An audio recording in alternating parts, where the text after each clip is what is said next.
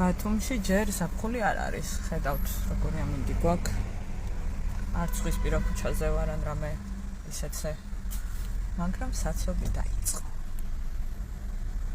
სოფში ვარ, ალბათ ვიდეოებს გადავიღებ მაინც.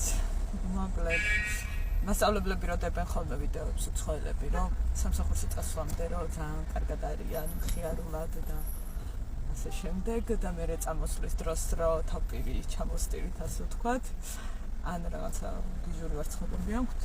მე პირიქით ეს მისვლამდე ხალხსაცობში ვარ და მაწყდება ნერვები, რომ რა ვიცი, დილას უარესია სანამ პოსტავტოვებ ბაღში და იწვალებამ საცობში და მე იქედა რომ მოვდივარ, ხანდახან კი მაბრაზებენ ბავშვები ხშირად და ეს ნერვებოშლილი კი მოვდივარ, მაგრამ მანქანასთან რომ დავჯდები უკვე ძალიან კარგად ვარ.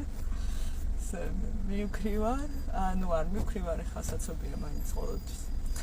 ხო და მაგაზე გადამაქვს ტარებაზე, თუ კვირაში 3 დღე ვარ ისეთ სკოლაში, სადაც მანქანით მიწევს ასვლა. ხო და მოკლედ ამ მანქანით მისვლის მერე კერძო მოსწავლეებთან ისევ ესეთი განახლებული ენერგიით ვარ ხოლმე, ძალიან ბედნიერი. ასე რომ მე პირიქით ვარ, ესე გამოდის.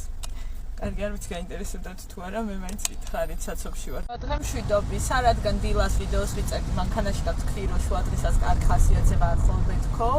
აი, მაგიტომ ვიწერ ახლა ამ ვიდეოს სკოლიდან წამოვედი, ცოტა გვიან რაღაც ვიდეოებს ვიღებდით და მინდა მოგიყვეთ რატო ვიდექი საცობში, ანუ ზაფხული არაფერში არ არის. გადავკვეთ ქუჩებზე, იყო ავარია მომხდარი აქ ბაგრატიონზე და რა ვიცი, ძალიან ცუდი სიტუაცია იყო, ვეღარ მოვასწარე გადაღება სხვათა შორის, რადგან გზა ვიპოვე მაგ ავარიის ადგილის შემდეგ, წავედი დროულად სხვათა შორის